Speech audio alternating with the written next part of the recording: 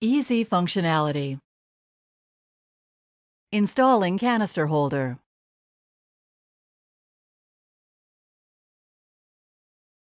Obtain appropriate holder for canister size to be used. Slide the canister holder onto the canister holder bracket on the front of the device casing until an audible click is heard.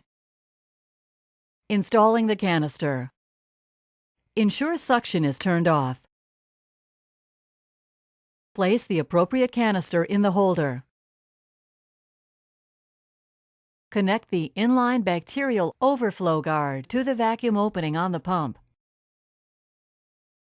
Connect the blue end of the connective tubing to the canister lid port labeled IN or B on the 250 milliliter canister, or Patient on the 800 milliliter canister.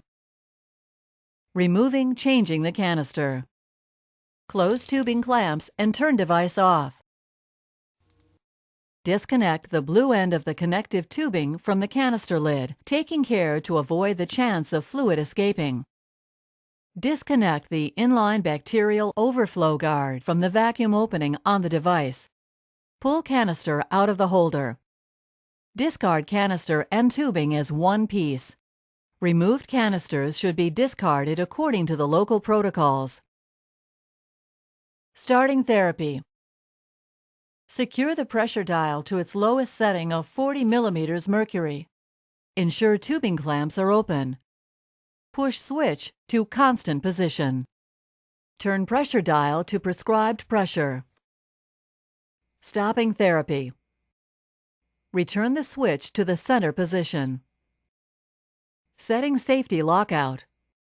Turn the lockout selector to the right or locked position.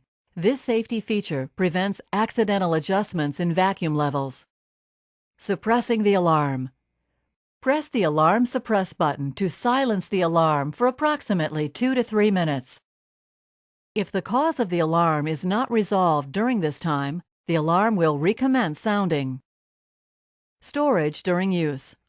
While the device is delivering therapy, there are several ways of storing the device. It can be stood in the upright position on a flat, hard surface.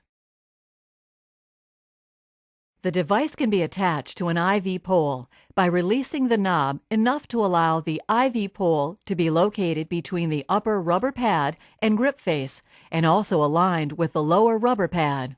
Once the IV pole is correctly located, the knob must be carefully tightened to ensure the pads grip and hold the IV pole securely. The device can also be attached to the bed rails or foot of the patient's bed. This is achieved by pulling the two metal hooks from the recess on the back of the device to a 90-degree angle. This then allows the device to be placed over the bed rails or footboard.